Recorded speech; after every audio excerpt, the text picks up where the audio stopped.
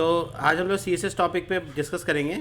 जैसे कि आज हम लोग डिस्कस करने वाले हैं CSS होवर यानी H ओवर की।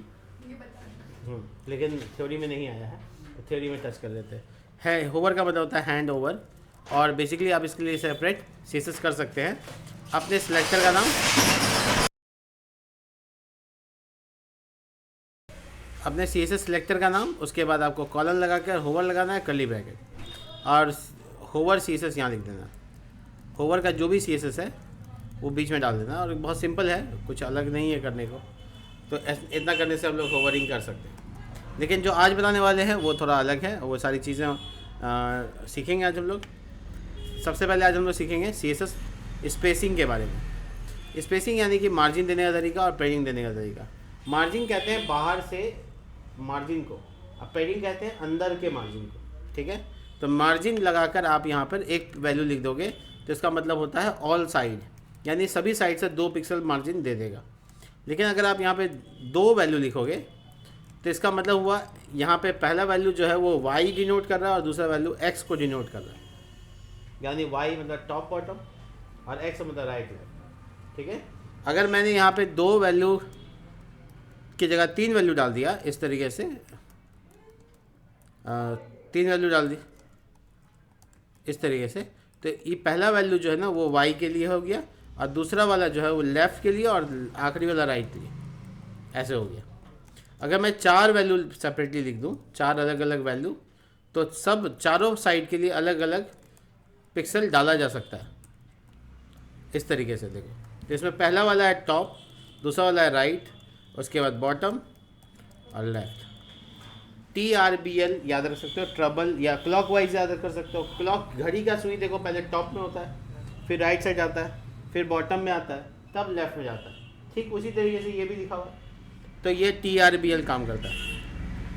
आइए इसके बाद हम लोग बात करते हैं किसी एक साइड से मार्जिन लिखने के लिए मार्जिन डैश लेफ्ट का इस्तेमाल कर सकते हैं। इसी जगह पे राइट भी लिख सकते हैं, इसी जगह टॉप भी लिख सकते हैं, इसी जगह बॉटम लिख सकते हैं, और वो सब कुछ हो सकता है। और यहाँ पे तीसरे नंबर पे हम लोग डिस्कस कर सकते हैं मार्जिन के बाद पैडिंग। पैडिंग क्या होता है? ये ओवरऑल समझ लीजिए कि ये अंदर से मार्जिन है, अपने बॉक्स के अंदर का एरिया को मार्जिन मिलता है। 4 नंबर पे देखिए, पैडिंग को अलग अलग साइड से भी डिसाइड कर सकते हैं, लेफ़्ट राइट टॉप बॉटम, इस तरह से। जैसे मार्जिन में है सब कुछ सेम है, वो 3 वैल्यू 2 वैल्यू वाला मामला भी पैडिंग में सेम है, तो आपको कुछ ज़्यादा करना नहीं है। ये है आपका स्पेसिंग का काम। इसके बाद हम लोग जो डिस्कस करेंगे वो होगा CSS ट्रांसलेशन। CSS ट्रांसलेशन, इसमें क्या करना होता है? इसमें कुछ प्रॉपर्टीज़ हैं, ट्रांसलेशन डैश प्रॉपर्टी,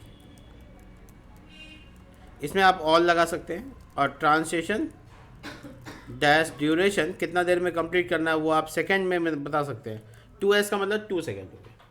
इसी तरीके से आप इसमें ट्रांसलेशन को डिले भी करा सकते हैं, तो ट्रांसलेशन डैश डिले लिखना होगा आपको। और आप कितना डिले करना चाहते हैं, यानी तुरंत नहीं करना चाहते, 3 सेकंड के बाद करना चाहते हैं, तो वो डिले भी आप मेंशन कर सकते हैं। और इसी तरीके से कई चीज़ें हैं, लेकिन अभी हम आपको ये यूज़ करके दिखा देते हैं कैसे इस्तेमाल होगा। चलो सपोज़ कर लो कि मेरे पास पहले से कोई फ़ोल्डर है, CSS3 पहले फ़ोल्डर था, उसी को यूज़ कर लेते हैं। क्यों नया फ़ोल्डर बनाना? तो ये है हमारा बेसिक स्ट्रक्चर जिस पे CSS करना है, और हम यहाँ पे बनाने जा रहे हैं बॉक्स, और इसका CSS करने जा रहे हैं डॉट बॉक्स, और हम इसमें कर्ली ब्रैकेट, विथ यानी चौड़ाई 400 पिक्सल, ऊंचाई 400 पिक्सल, और बैकग्राउंड कलर में रेड डाल देते हैं। लेकिन जब हम होवर करें जब हम इसको टच करें तो इसका बैकग्राउंड कलर ग्रीन में बदल जाए, ठीक है, रेड से ग्रीन में हो जाए, जैसे ट्रैफिक लाइट मान लो, ठीक है। ऐसे एकदम नॉनसेंस बातें करनी है, क्योंकि बेसिकली इसमें कुछ नहीं रखा है, बस एक प्रैक्टिस है कि होवर में रखने से क्या होगा। ये रेड रंग का जो बॉक्स आपको नज़र आ रहा है, इसको जब टच करेंगे, अगर इसको सर्कल कर दे तो और मज़ा आ जाएगा। तो सर्कल करने के लिए जो बॉर्डर रेडियस 50%, ठीक है। ये देखिए रेड रंग का स्पॉट, ऐसा लग रहा है कोई टिकली जैसा कुछ है। अगर छोटा है तो होता, तो ये तो काफ़ी बड़ा है। तो नॉर्मली जब इसको हम टच करेंगे तो ये ग्रीन कलर का हो जाएगा। तो ये तो हम लोगों ने देखा, लेकिन जो टच होकर ग्रीन हुआ है वो बहुत फास्ट हो गया। इंसानों को अपने ब्रेन में सेटिस्फाइंग के लिए थोड़ा स्लो जाना होता है।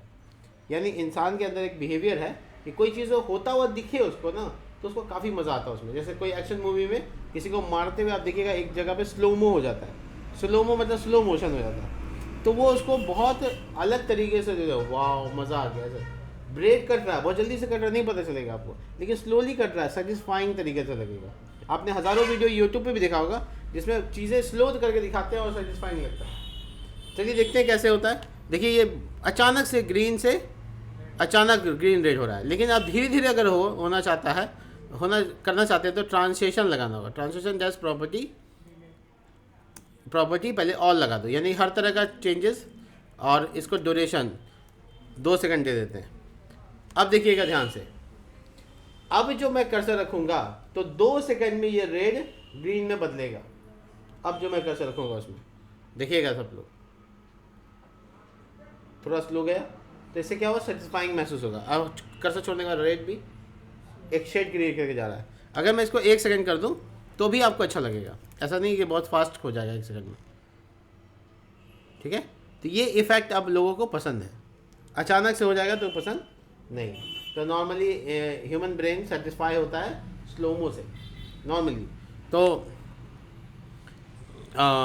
इसमें डिले क्या है, तो ट्रांसलेशन जस्ट डिले लगा देंगे अगर 5 सेकंड, तो मैं कर्सर रख भी दूंगा तो काम नहीं करेगा। देखो 1 2 3 4 5, अब होगा, हुआ नहीं होता तो बेइज्जती हो जाती, ठीक है। और कर्सर हटाने के 5 सेकंड तक नहीं होगा, ठीक है, मतलब 5 सेकंड का डिले हो गया हर काम में, है ना। ये ऐसे ही हो गया जैसे जो स्टूडेंट आज नहीं आए हैं वैसे ही हो गया, ठीक है।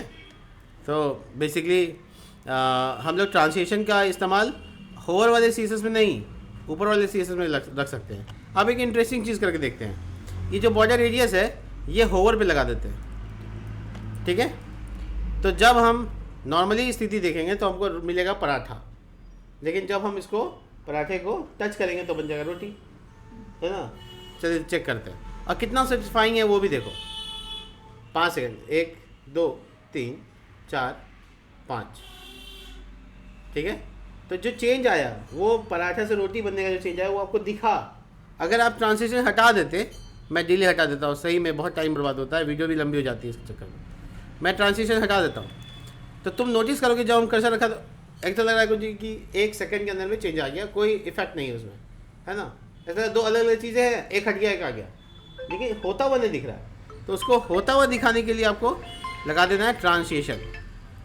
अब आप जब इस पर कर्सर रखेंगे तो आपको होता हुआ दिखेगा, और जब आप ड्यूरेशन को कम कर देंगे, बढ़ा देंगे इस तरीके से, तो देखिए ये देखिए